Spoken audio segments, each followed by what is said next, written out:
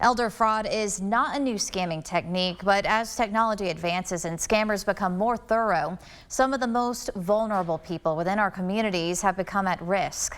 News 12's Lindsay Jenkins spoke to an Atlanta-based FBI special agent along with a lifelong Chattanooga resident who both had something to say about the topic of elder fraud.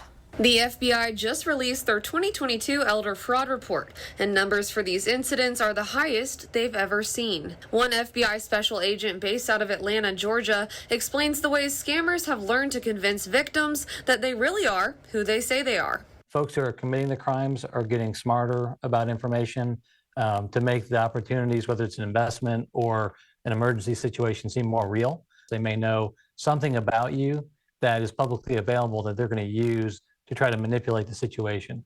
One lifelong Chattanooga resident recalls her own experience with a scammer and how she ended up with two $500 Visa gift cards and multiple police in her very own home. He said, if you do not comply, then we will be at your door. We will shut down all of your accounts. He knew where I lived. He gave me my address. Said they would pull up out front unless I did what they said.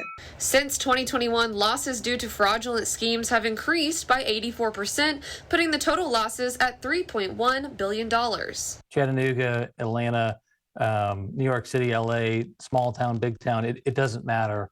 The fraud folks who are trying to commit these schemes don't care who you are. Thompson said the scammers continued to unveil loads of her personal information to create a more realistic scenario, but that in this she began to fear for her own life. When the police came, they said, you're very lucky, because most people, and they were telling me of incidents in Chattanooga where people have lost so much money. Luckily, Thompson made a call to her bank where they halted the $1,000 transfer she'd sent over.